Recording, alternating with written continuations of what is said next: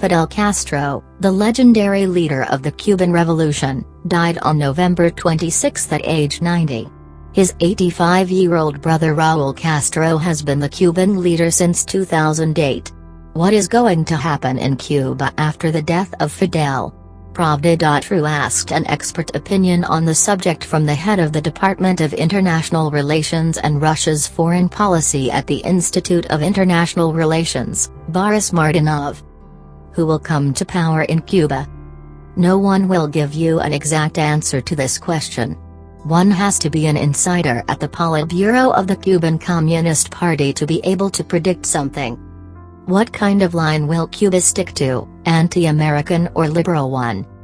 Cuba has been changing recently. The country will undoubtedly change, but it will not take pro-American positions whatsoever. The Cubans are very well versed in the habits of the United States. They know all about them, as Cuba has endured a lot, so there will not be any American comeback. What do Cuban people want? They want the same things that we do, normal equal relations with the United States. It depends on the USA and its readiness for equal cooperation. Will the USA try to belittle Cuba and force the country into submission again? The Cuban Revolution is a revolution of dignity. There was such a revolution in Cuba indeed, not like in Ukraine, because Cuba was not the poorest country in Latin America.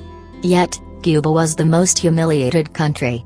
Yet, Cuba is still standing and it still has its own way. Raul Castro asked Vladimir Putin to consider a possibility for regular oil supplies to the island. The Cuban government undertakes to comply with the payment schedule in case the contract is signed. Can Russia support the current Cuban system? The Cubans have made great efforts to provide themselves with oil. They already extract about 30% of oil on the Cuban shelf, and they explore further. Cuba will not be a burden as it was during the Soviet times.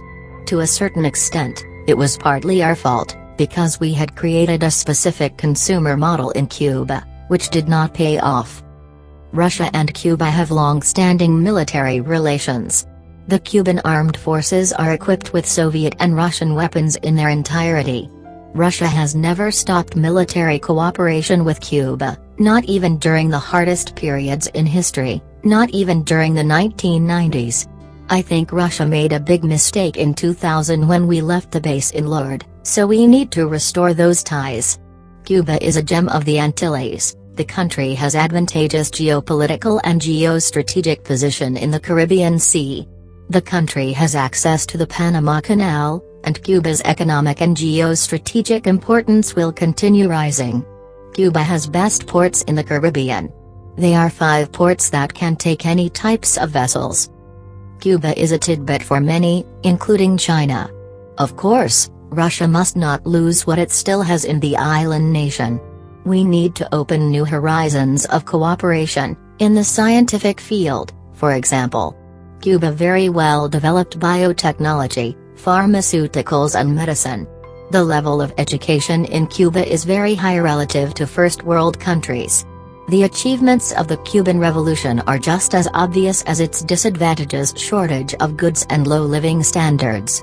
Yet, the Cubans are not ready to sacrifice those achievements for some neoliberalism or mythical collaboration with the United States.